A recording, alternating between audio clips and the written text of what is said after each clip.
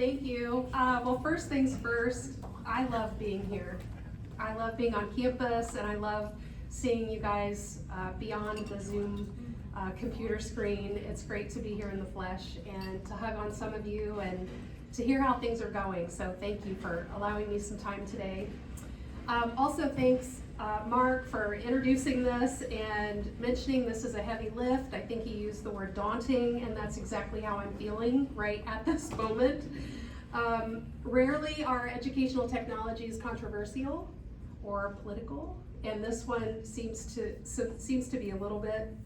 And I was telling my husband before I left to come here, who would have thought even a year ago that I'd be standing here giving a workshop on artificial intelligence? Like, that wasn't even in my purview at all, just even on my radar. So I'm thrilled to be here. I hope what I share today is worthwhile, and I'm not going to give a lot of nuts and bolts in this opening session. It's more of, let's think about how we're thinking about AI, and let's think about how we're thinking about using AI and ChatGPT specifically in our courses, and as we talk to students about it. If you Google or even ask ChatGPT, what is the AI impact on education, I encourage you to Google that. Many universities are talking about it, they're writing about it, they're having conversations about it.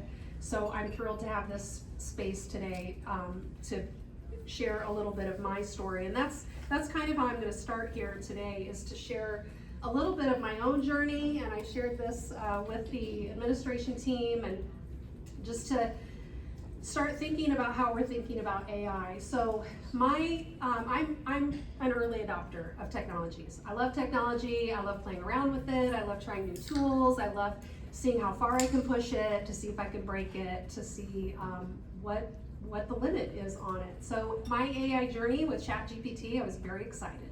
And I was curious, and I started playing around, and I was asking things like, give me a recipe for a sugar-free vegan dessert. And it gave me all kinds of ideas, and I thought, whoa, this is way faster than Google, this is cool. And then I learned you can ask it, now give me a grocery list, because I'm heading over to Publix and I need to pick up these ingredients, and it put it in number order, add it to a chart, give me a space to check it off when I buy it. So I started playing around with all these things, and then I realized, okay, I have discussion forum prompts, and I have writing assignments. Let's see how well ChatGPT can do in my class. And I started to test my discussion forum prompts and writing prompts, and the output was pretty good. And I thought, well, if a student submitted this to my discussion board, I would have a lot of really good things to say. It produced a lot of good output. Not everything was well written, but it was good work. And then I thought, well, if I can play around with this, and I can use this for academics, maybe I can do it in my work as an instructional designer. So I started to think, how can I use this for some of those tasks that are so mundane, and nobody really likes to build a rubric or write those criteria levels and parse all that out. So I started testing ChatGPT, and great. I mean, that's a super easy way, a fast way. I mean, I was thrilled when it was typing it all out right in front of my eyes, and it was doing the work that probably would have taken me an hour or so to do. But then I realized it's okay work, right? ChatGPT output is, it's all right. It's not super creative. And then I realized that I shouldn't just put it to the side and stop using it, but rather, how am I looking at what ChatGPT is doing for me in my work? And really, it's taking my brainstorming and supercharging it.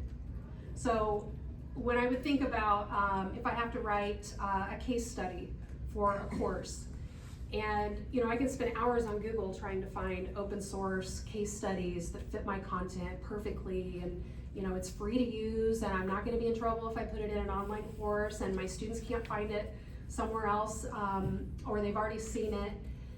So I started asking ChatGPT to do some of those things for me, and again, it was meh, but that's just a jumping off point.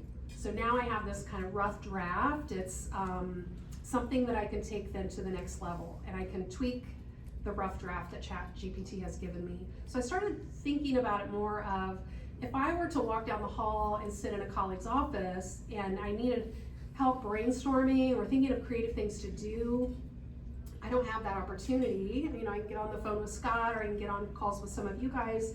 But now I go to ChatGPT and I brainstorm with ChatGPT. And it just supercharges that getting off point for me. And then I started to think, okay, if I can use this to supercharge my own brainstorming and improve my own work, how can my students use it? And the empowering the students part really was started with Jessica. And I got permission from Jessica. She sent me this picture, so she knows I'm using it today. But Jessica is one of our instructional design technology students. She recently graduated. We currently do not have any AI elements in any of our courses, which why would we? This is super new. For the last class that they take, we put students in a placement. So with a real world company that has work that they need to be done by an instructional designer, and we placed Jessica in one of those companies. And the first day she went to her placement and they said, yes, can you use ChatGPT to write some script that we need for a video element that we have in one of our training? And she got on the phone with Scott and said, am I allowed to do this? Because we haven't talked about it. So she had this ethical dilemma of, I kind of feel like I'm cheating, but I'm being asked to do this by my employer. I'm not sure how I feel about this. So we walked through it. And what she said she has done with ChatGPT, and she's since graduated and has landed a really great job. She is using ChatGPT to do all kinds of things. So I'll just share some of her notes here that she sent to me. She's using it to find open source textbook alternatives to traditional textbooks. She's using it, ChatGPT, to develop quizzes and final exams. She's creating content for multimedia assets. She's developing lessons for trainings. She's using it to help her learn technical writing.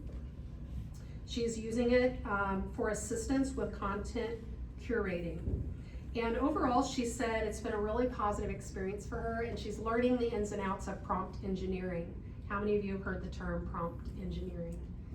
Yeah, you can search for jobs and you can actually get a job and have the title prompt engineer, which is pretty cool.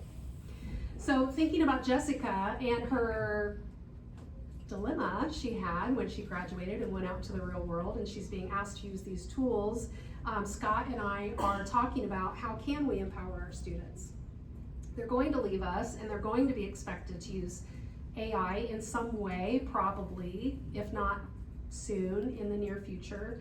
So I've gone to Google and I've gone to ChatGPT rather, and I just typed in artificial intelligence ChatGPT in and fill in your field. And you'll get a lot of different output from ChatGPT depending on how you tweak that prompt. It's not a very good prompt for ChatGPT, but if you put that into Google, you're going to land on all kinds of articles related to artificial intelligence in your field. And I want to encourage you to spend some time looking at those articles and reading them and get an idea of what role AI will play in your students' future career. So some titles of articles that came up for me when I asked it artificial intelligence ChatGPT in instructional design, the future of ID in an AI world, role of AI in instructional design, AI and ADDIE, transforming instructional design, artificial intelligence in instructional designing. So we know our students are going to be asked to use these tools. So now we're thinking about AI differently, and how do we need to prepare our students, still maintaining our quality education and they are meeting the learning outcomes, but then how are they integrating those tools then once they leave us? So let's transition a little bit to artificial intelligence in the business world. And there's a great article, How Businesses Are Using Artificial Intelligence in 2023. And maybe I can open this article just to scan through it.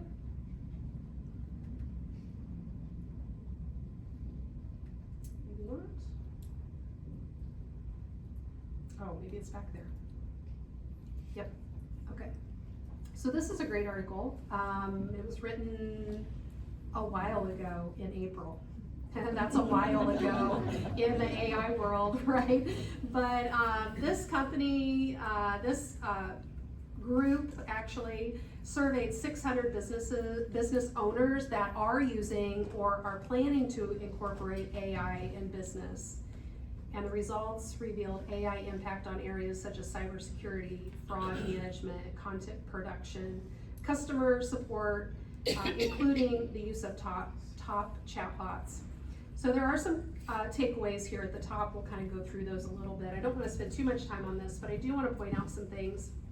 So top ways business owners are using artificial intelligence, customer service, cybersecurity, personal assistance, customer relationships, inventory management, product recommendations, accounting, supply chain, recruitment, audience segmentation. How many of you have students who will graduate into one of these fields or something related to it?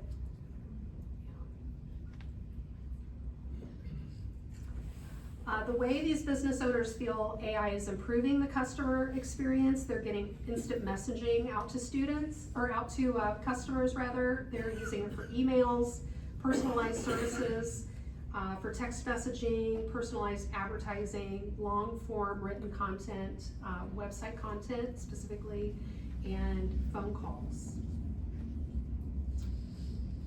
And they feel that their internal processes will be improved, improved production processes, search engine optimization, process automation, internal communications, idea generation, to minimize safety risks, to write code and write website copy. And they expect some positive impact. Business owners say that they are hopeful for improved customer relationships, increased sales, saving costs, reducing response time, reduce the risk of errors, improving decision making. Let's see. Concerns.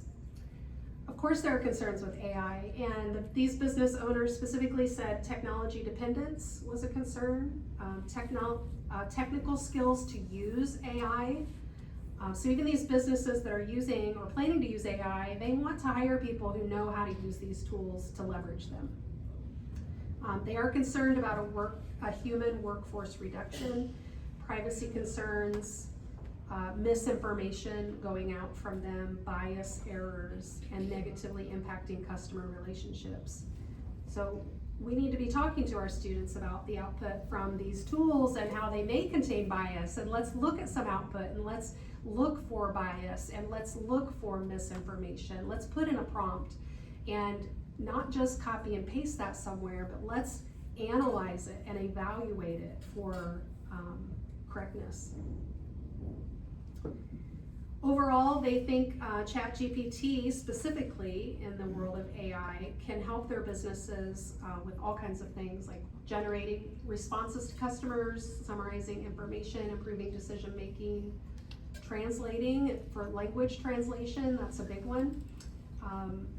If you have students whose English is a second language for them, ChatGPT does a nice job of translating your course materials into their native language.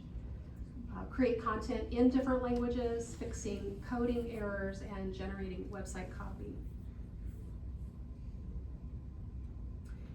So overall, business owners are looking forward to using ChatGPT and AI specifically in their world. And I'm on, my inbox is flooded with AI stuff now. To prepare for this, and then just thinking about the work that we're doing. And this came across my desk, I think it was last week. Every single team at Amazon is currently working on generative AI initiatives according to their CEO. So every team. he made it clear, it doesn't matter what your role is at Amazon, you will be working on ways to leverage AI. So this is not going away. This is not just a fad. It's here and it's impacting the work that we do, and it's going to impact the work that students will do when they leave us. So in AI specifically, just the world of AI, here's a list of 20 new and enhanced roles that AI could create. So all kinds of things: content creator, prediction analyzer, integration specialist, ethicist. Scott said he wanted that job. Experience designer, AI instructors. So somebody needs to teach the AI that the companies are using. Prompt engineers, output verifier. We need our students to be output verifiers if they're using this. Art directors, personality designers. AI can have a personality. The more I work with ChatGPT, I'm seeing that even ChatGPT has a bit of a personality. So this is just new or enhanced roles that AI could create. Then when we look at existing job posts that we've seen for years, decades, we've always had job advertisements for these types of jobs. And an analysis was done recently between January of 2022 and March of this year. And they pulled all the data from job postings, and these were the top job postings that listed AI somewhere in their job description. So if you're wanting to be a software engineer, it's not the typical yesterday's job description. It now includes some form of AI.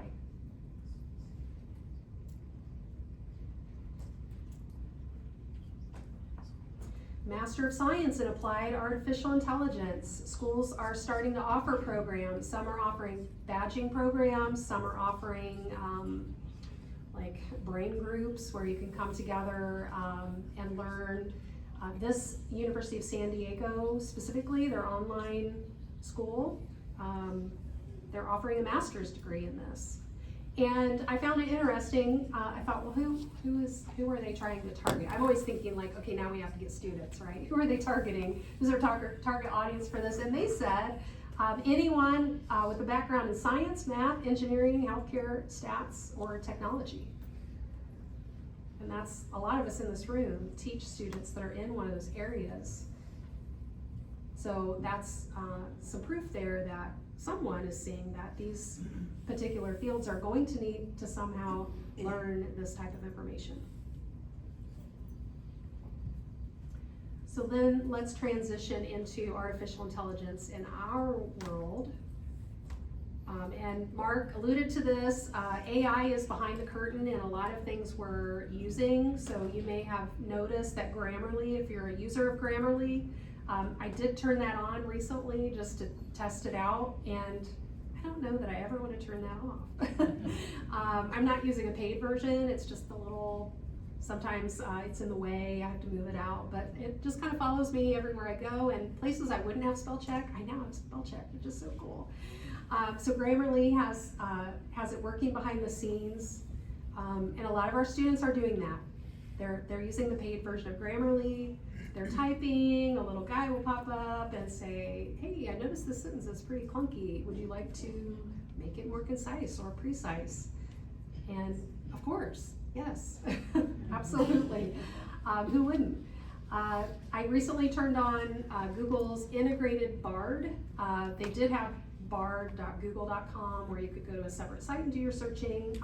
They've actually now integrated that, so when I do a Google search, I get the results like usual, but at the top it will have a big, sometimes again in the way, if I'm asking it like what are the steps to do X, Y, or Z, I get lots of search results of websites I can go, right, and find their steps, but now Bard tells me step 1, step 2, step 3 at the top. It just is very nice up there. And then Microsoft Office products are now using AI behind the curtain, and Canva, which is a program, and I know our students are using Canva, our IDT students use it. A lot of your students might use it to create slides and infographics, and that has what they call Magic Write.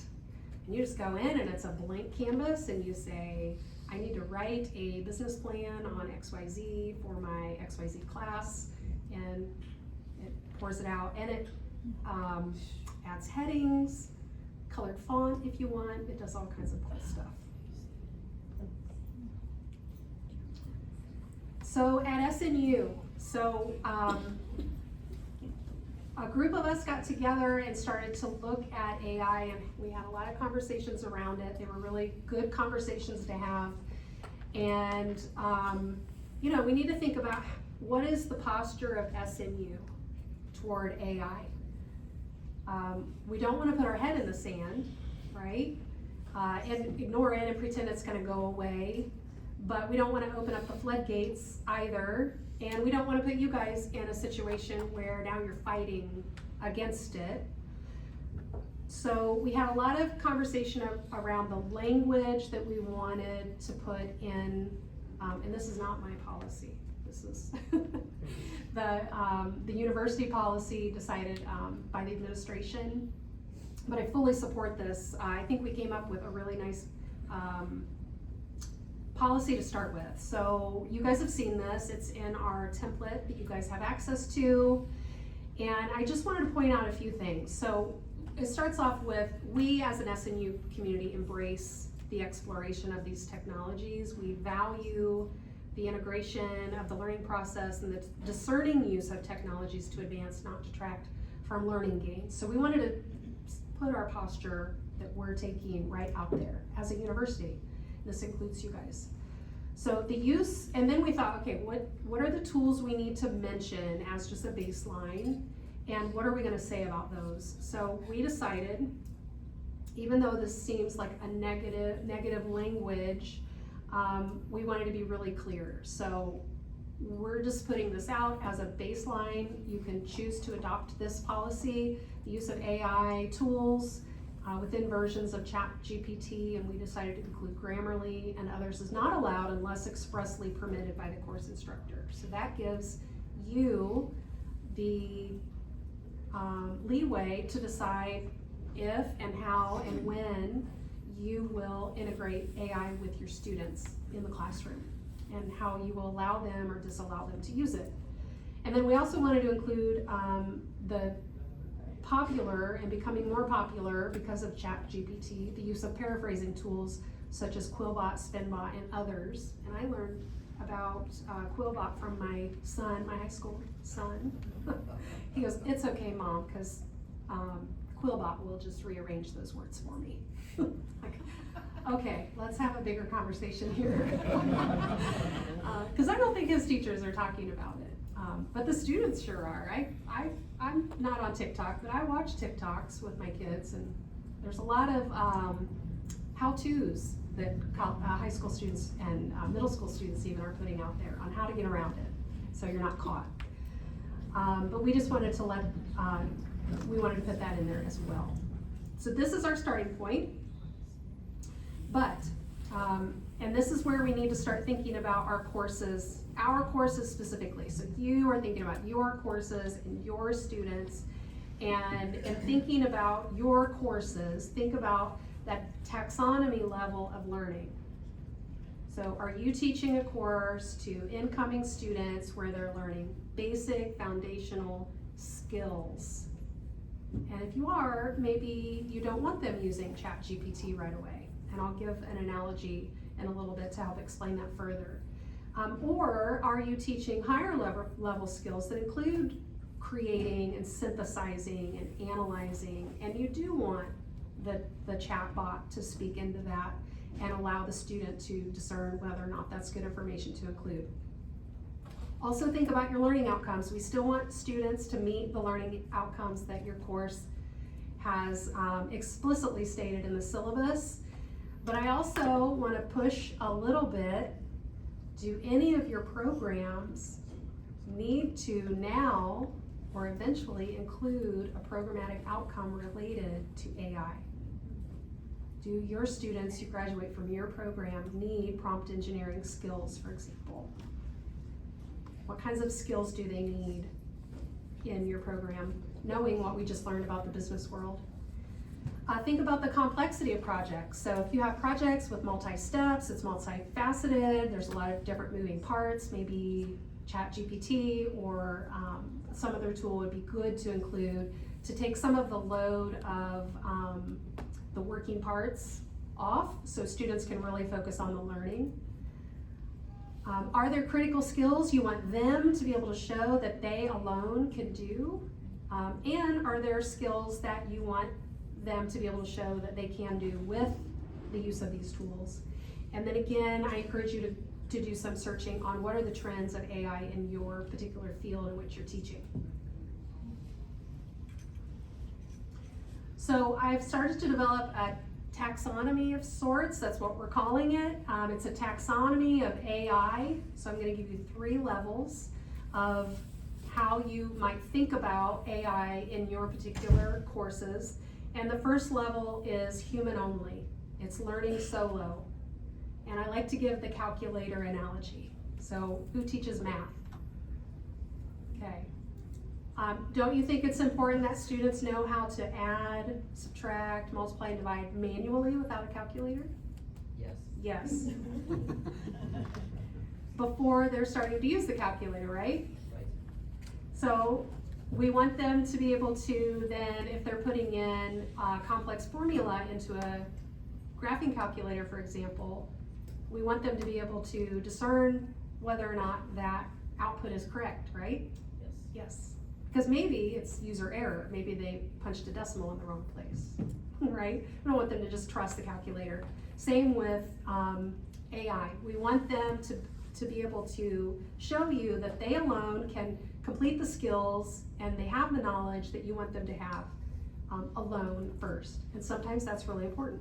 Who teaches composition? Yeah, isn't it true that a student needs to learn how to write before they can evaluate someone else's writing, meaning ChatGPT's writing, right?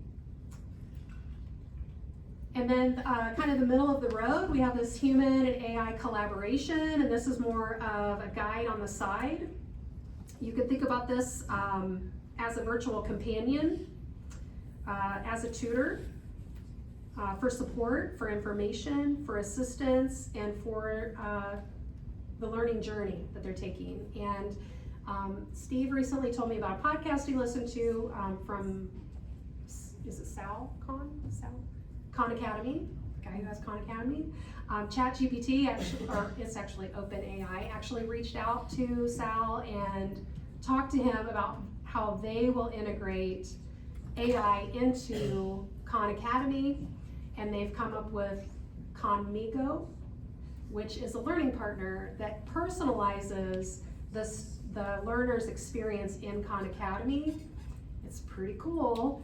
You have to pay to get in, so I didn't play around with it. I didn't want to get my credit card number. I think it's like $9 a month. But you go into Khan Academy, it gives you a question, and you type in an answer. If you do this in ChatGPT and you type in the wrong answer, ChatGPT might say, no, that's incorrect, it's actually this, and this. What Khanmigo does is, it does all that thinking, for lack of a better word, behind the scenes. The student doesn't see the thinking, that part of the conversation. It analyzes the student's answer, it knows what the right answer is, and then it provides a question like a tutor would, or like you would, sitting next to a student. I see here that your output is a bit off. Where in the problem do you think you made the mistake? I mean, that's a really basic example. But now it's like walking the student through the thinking process. So that's kind of, you can use ChatGPT in that way as well. And then the third tier here is more of a partnership, the human and AI integration. And this is for comprehensive support, guidance, engagement. This is really good for complex tasks, multifaceted projects, synthesis of resources, and support for the higher level learning outcomes. So get out your phone. And I should tell you where I'm taking you. This will simply take you to a Google Doc where I've offered 3 levels of syllabus policies you might consider in your syllabus this term. Trying to save some paper here. And this will eventually be on the CLI website. So if you don't have a phone or you can't get the scan to work, I'll be sending out a link so you can access these on your computer. Everybody good?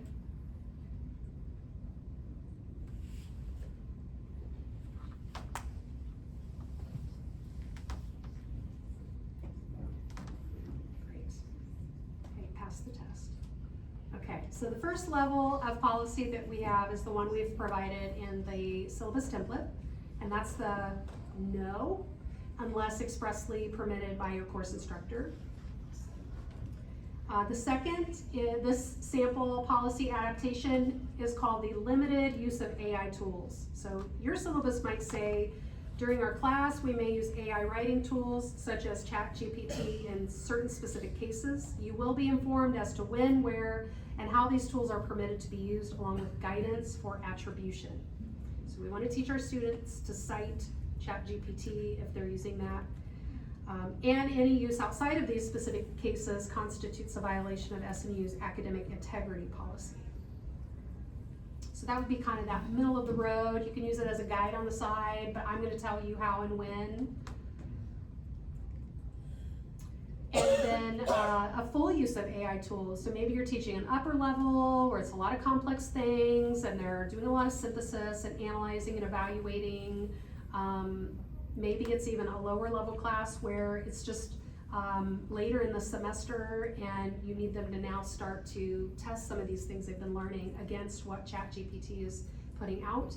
So you might say AI writing tools such as ChatGPT are welcome in this class, provided you cite when and how to use the tool. You will be provided with examples of how to cite your use of this tool in your writing. And if you want to know how to cite ChatGPT, ask it, because it gives a really good example.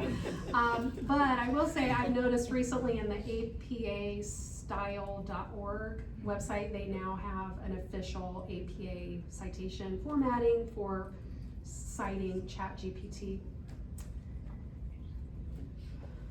So those are 3 policies that you can consider as you think about how you will think about AI.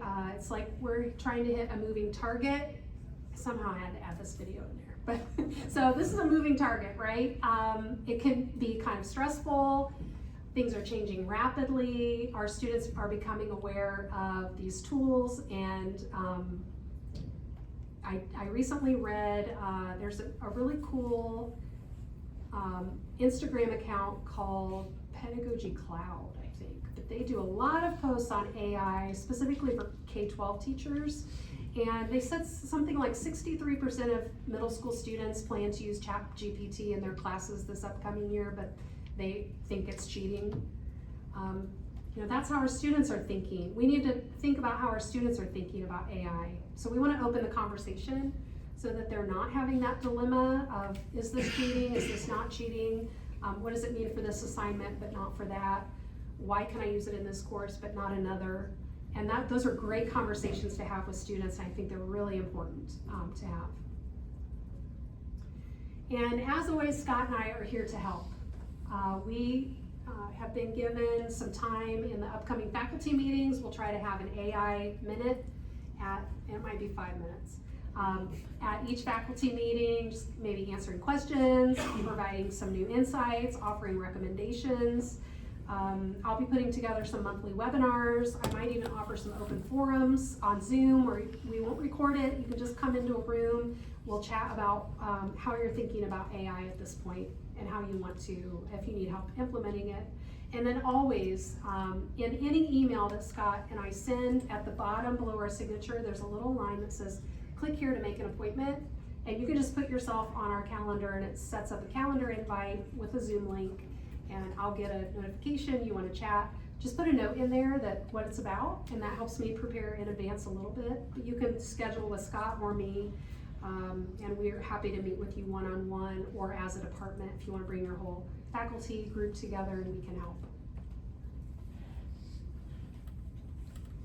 Perfect timing. Okay, so I wanted to leave, and I hope to leave maybe 5 or 7 minutes, would that be okay? Okay. I want you guys to have conversations at your table. This was a lot, but I wanted to go through all of this to lay the foundation for what Scott and I are going to do in our breakouts.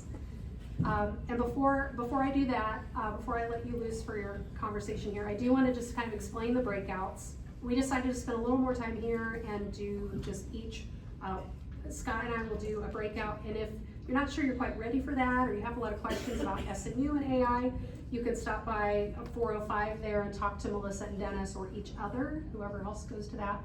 So my breakout will focus on how to use ChatGPT as a teacher in the classroom and with students. Scott's breakout will focus more on your role as a professor preparing to teach a course, and more tools than just ChatGPT that might be helpful in like creating your course, getting ready for the teaching and all of that. And then general conversation with Melissa and Dennis. So at your tables, if you would, talk about where are you on your AI journey? Are you curious and playing? Are you testing things, doing work, supercharging your brainstorm? Are you ready to empower your students? And what are you thinking about for AI in your classes? Human only, human and AI collaboration, or human and AI integration? We'll give you about 6 minutes to do that.